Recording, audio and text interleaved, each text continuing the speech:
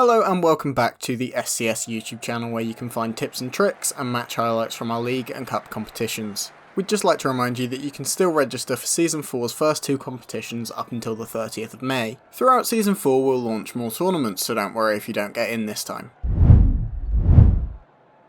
Today we're going to focus on the differences between 5-a-side matches and 11-a-side matches and teach you how to win at both, as there are a few key differences. The first major difference is of course the size of the pitch. In 11-a-side the pitch is much larger. You may find that because of the increased size, high passes could divert from their path more significantly, or that forward runners will be unable to reach these passes more regularly. In 5-a-side, high passes don't travel as far, so randomness is less of a factor, and given the small pitch, players' momentum will carry them a further distance, so receiving passes affected by randomness is still easier. In 11-a-side, using a short low pass will not only avoid fight for ball situations, but it will also be less likely to be badly impacted by randomness.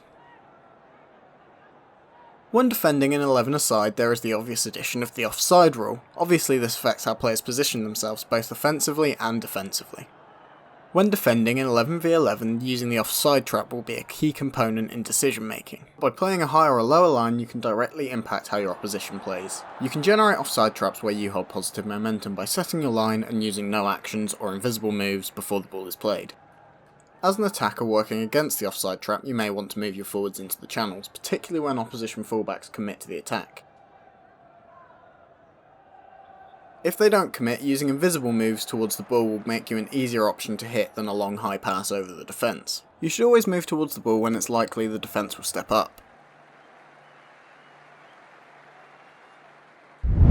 The key things to take away from this video are that building attacks with low passes is more effective in tight spaces in 11-a-side rather than a hopeful high pass. Using invisible moves well is important in both forms of the game. Take calculated risks with high passes or dribbles when you think you have an advantage. They are however not something to build every attack around. You can find more information about invisible moves and dribbling in our SCS Academy series.